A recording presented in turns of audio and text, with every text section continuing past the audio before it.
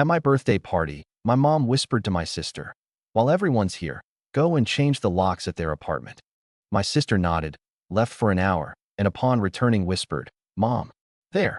I turned 32 that day, and my wife, Leah, threw me a surprise party at our favorite cafe downtown. Nothing fancy, just close friends, some coworkers, and family. My mom and sister Madison flew in from Arizona, supposedly just to celebrate, which already felt weird because mom never made a big deal about birthdays before. They showed up at the cafe right as everyone yelled surprise, and mom had this strange energy about her, like she was buzzing with something more than just party excitement. She kept glancing at her phone, then at Madison, then back at her phone. I figured she was just being her usual controlling self, probably stressing about the cake order or something equally unimportant. The party was going great until about an hour in when I noticed mom pull Madison aside near the restrooms. I was talking to my buddy Trevor about the Celtics game, but I had a clear view of them across the room. Mom leaned in close, whispered something in Madison's ear, and I saw my sister's eyes go wide for just a second before she nodded. Then mom said something else, and Madison pulled out her phone, typed something, and showed it to mom. They both looked at the screen. Mom nodded with this satisfied smile, and then Madison grabbed her purse and headed for the exit. The whole interaction took maybe 90 seconds, but something about it made my stomach drop. I excused myself from Trevor and caught up with Madison at the door. She was already halfway out when I asked where she was going. She barely looked at me, said she needed to grab something from the car, and that she'd be back soon. Her voice was shaky, and she wouldn't make eye contact. Madison's a terrible liar, always has been, but I didn't push it because I had a cafe full of people waiting for me to cut the cake. She was gone for over an hour. I kept checking the door, kept asking mom where Madison went, and mom just waved me off with excuses about traffic and pharmacy runs and phone calls. When Madison finally came back, she looked like she'd seen a ghost. I'm talking ghost white, sweating even though it was 60 degrees outside, and her hands were trembling when she reached for her water glass. She walked straight to mom, leaned down, and whispered something that made mom's face go from smug to confused to angry in about 3 seconds. I tried to get closer to hear what they were saying, but Leah pulled me away to talk to her parents who were leaving early. The rest of the party was a blur of forced smiles, and me watching mom and Madison have what looked like an increasingly heated whispered argument in the corner. Around 9 p.m., everyone started heading out, and mom suddenly announced she was tired and needed to get back to her hotel. She hugged me goodbye, held on a little too long, and said something about how she hoped this year would bring big changes for me. Madison barely said goodbye at all, just waved from across the room and followed mom out the door. Leah and I stayed behind to help the cafe staff clean up, which took another 30 minutes. The whole drive home, Leah kept asking if I noticed how weird my mom and sister were acting, and I told her I'd noticed, but had no idea what was going on. We pulled into our apartment building around 10:15, and I grabbed my birthday cards and leftover cake from the back seat. I remember walking up to our second-floor apartment thinking about how I'd have to text Madison tomorrow to find out what the hell was going on with mom. I put my key in the lock, turned it, and nothing happened. I tried again, jiggled the handle, checked if I was using the right key. Leah was right behind me asking what was wrong, and I told her the lock wasn't working. She tried her key, same result. That's when I looked down and saw 3 cardboard boxes stacked against the wall next to our door. My boxes. I recognized the handwriting on top. It was my label maker stickers from when we moved in 5 years ago. My gaming console was visible through the open flap of one box. My winter jacket stuffed in another. I looked at Leah, she looked at the boxes, and then we both looked at the door. Before either of us could say anything, the door opened from the inside. My mom was standing there, in my apartment, with my wife's spare key in her hand and my wedding photo already taken down from the hallway wall. Behind her, I could see Leah's suitcases packed and ready by the couch. Leah pushed past me, past my mom, and I heard her say, "What the hell did you do?" in a voice I'd never heard her use before. I followed them inside, and that's when I saw my mom's phone on the kitchen counter, screen still lit up. The message thread was open, and I could see it clearly from where I stood. It was a group chat labeled Project Madison, with 3 participants, mom's number, my sister's number, and a third number I didn't recognize. The last message, sent at 8:47 p.m. from my mom read, "While everyone's here, go and change the locks at her apartment. Get her stuff out before they get home. Madison, take care of it now." The message below it, from my sister, sent at 8:53 read, "Mom, I think you sent this to the wrong Madison." I'm looking at Leah right now, and she's reading everything. What do? I stood there staring at that screen, my brain trying to process what I was seeing. And then Leah turned around holding her phone up showing me the exact same message thread. My mom had two contacts named Madison in her phone. My sister Madison in Arizona, and my wife Madison Leah, who goes by her middle name. She'd sent the instructions to change the locks and pack up my wife's belongings to my actual wife instead of my sister. Leah's voice was ice cold when she said, "Your mother has been planning to evict me from my own home for 3 months, and she just accidentally showed me everything." The next hour was complete chaos.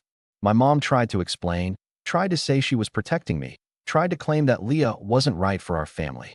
Leah just stood there scrolling through months of messages on her phone, her face getting paler with every swipe. I grabbed mom's phone off the counter and started reading the group chat myself. The third number belonged to someone named Amber, and the messages went back to late July, right after I got promoted to senior analyst at my firm. The earliest message from mom read, "He's making $140K now. She's going to take half of everything if we don't act fast. Amber, you deserve this chance."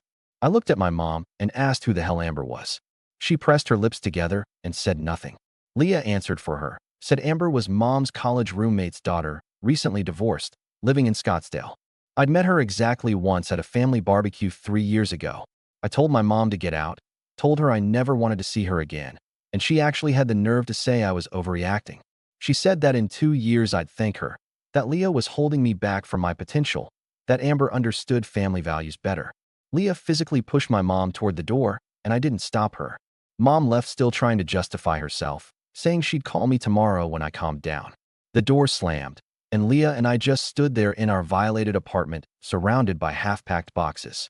She gave me an ultimatum right there in the hallway. She said I had 48 hours to figure out exactly how deep this conspiracy went, to talk to my sister and my father, and to decide if I was capable of setting boundaries with my family. If I couldn't do that, she was done. Not because of what my mom did, but because if I couldn't stand up to this level of manipulation, she couldn't trust me to protect our marriage going forward. I told her I'd fix it, and she said she hoped so because she loved me, but she wouldn't live like this. I spent that night at a Holiday Inn near the airport. Couldn't even sleep in my own apartment because Leah needed space and I needed to think.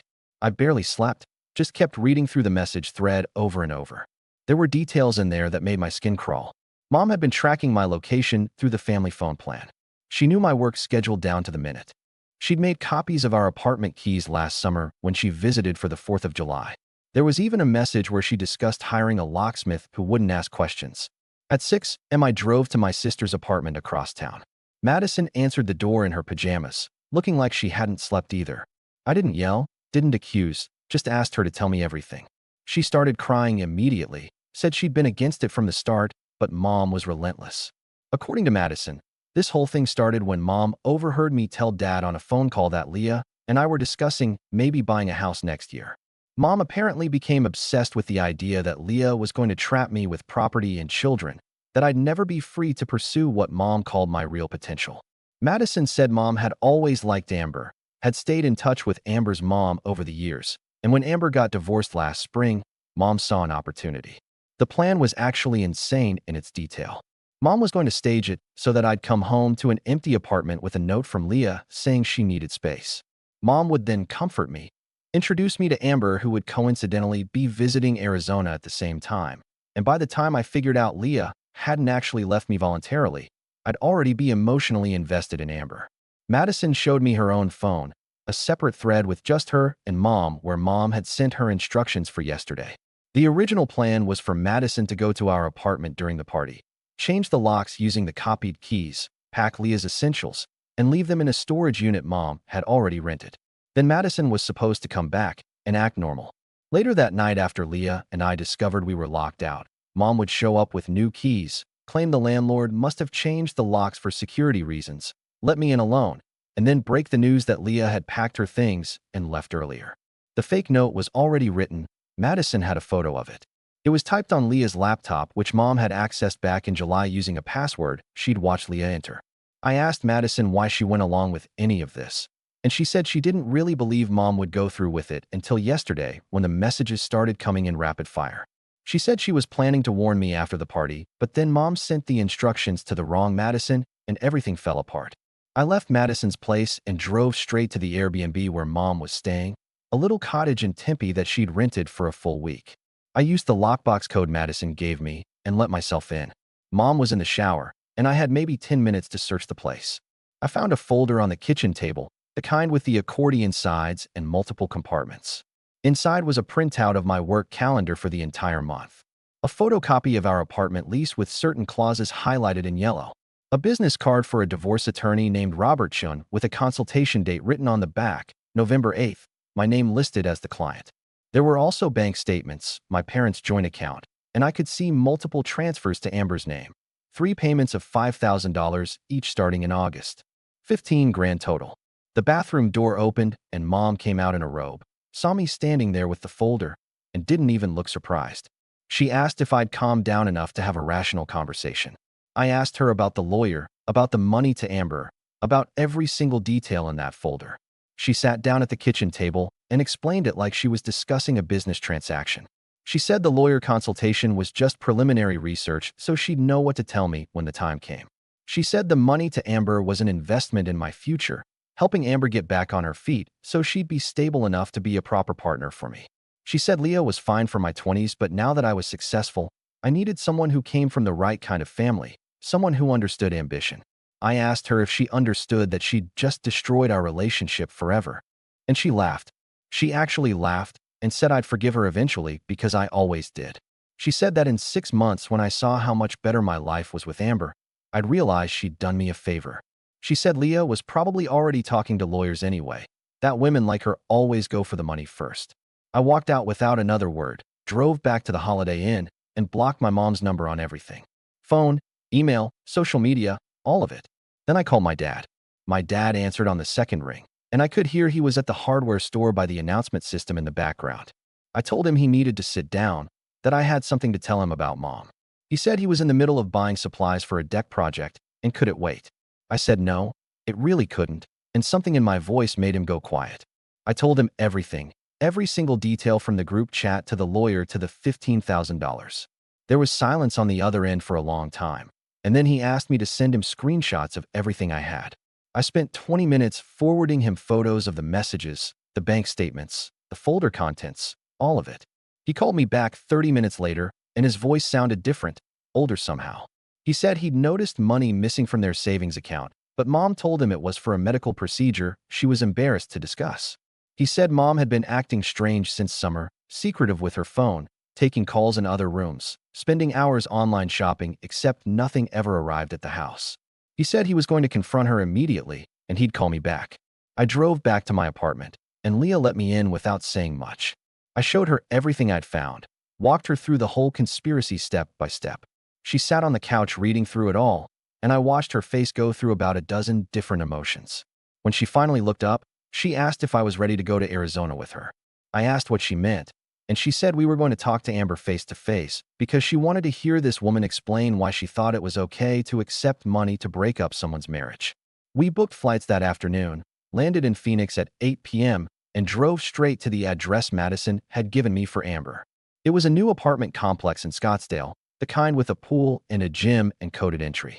We waited in the parking lot until someone left the building and caught the door. Amber lived on the 3rd floor, unit 314.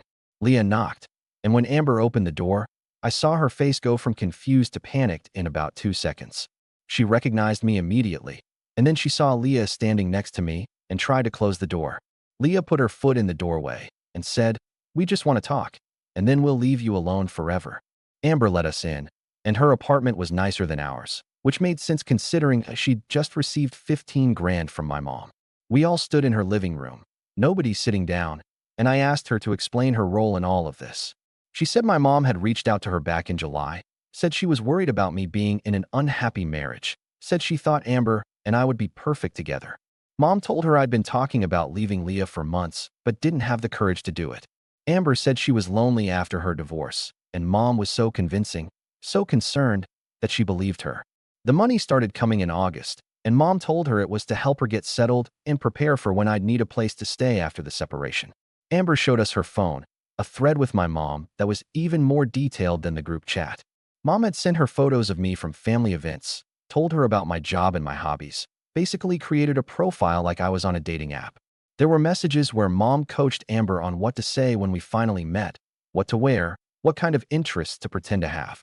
The most disturbing message was from 3 weeks ago where Mom wrote, "He's going to be vulnerable and confused when this happens. That's when you step in and show him what real partnership looks like. You'll be his soft place to land." Leah asked Amber if she ever considered that this was completely insane, and Amber started crying. Said she realized about a week ago that something was very wrong, but she'd already accepted the money and didn't know how to back out. She said she was planning to return the money and cut contact with my mom, but hadn't figured out how to do it yet. Leah just shook her head and said, "You're 34 years old. Figure it out faster." We left Amber's apartment and drove back to the airport. My dad called while we were sitting at the gate waiting for our red-eye back home. He said he'd confronted Mom as soon as she got back from her Airbnb, and she'd admitted to everything. She didn't apologize, didn't show any remorse, just said she'd do it again because she knew what was best for her son. My dad said he'd asked her if she understood that she'd just destroyed their marriage too, and she told him he was being dramatic. He said he was meeting with his own lawyer on Monday morning, that he was done, that 36 years of marriage wasn't enough to overlook something this calculated and cruel. He apologized to me about a dozen times, said he had no idea Mom was capable of this level of manipulation. For months later, Leah and I were sitting in our living room with our lawyer updating our will and power of attorney. We'd changed every lock in the apartment again, this time using a company that required 2 forms of ID and a background check. We'd cut off all communication with my mom, blocked her on everything, and I'd made it clear to my extended family that anyone who tried to play mediator would be cut off too. My dad's divorce was almost finalized, and he'd moved into a condo near us, started going to therapy twice a week. Madison and I were slowly rebuilding our relationship, but it was fragile, and only if she kept Mom at a distance. The doorbell rang right as we were signing the last document, and Leah checked the camera we'd installed on our front door. It was my mom, standing there with a gift bag and what looked like a card. Leah showed me the screen, and we both just sat there watching her ring the bell again. She knocked, called out my name, said she just wanted to apologize properly. We didn't move, didn't make a sound, just waited until she finally left the bag by the door and walked away. Later that night, Madison sent me a screenshot. It was a message from Mom sent 20 minutes after she'd left our apartment. It read, "Plan B, if we can't fix him, we focus on you. That coworker you mentioned, the one who just got promoted, is he single? Let's talk tomorrow." I showed it to Leah, and she said we should probably warn Madison's coworker. I said we probably should, but honestly, I was just tired. Tired of my mom's schemes, tired of being vigilant, tired of wondering what she'd try next. Leah took my hand and said we'd deal with it tomorrow. That tonight we were just going to be 2 people who survived something insane and came out stronger. The gift bag stayed by our door for 3 days before I finally threw it away without opening it. Some things aren't worth knowing. What do you think about this story? Let me know in the comments, drop a like, and don't forget to subscribe for more real-life stories.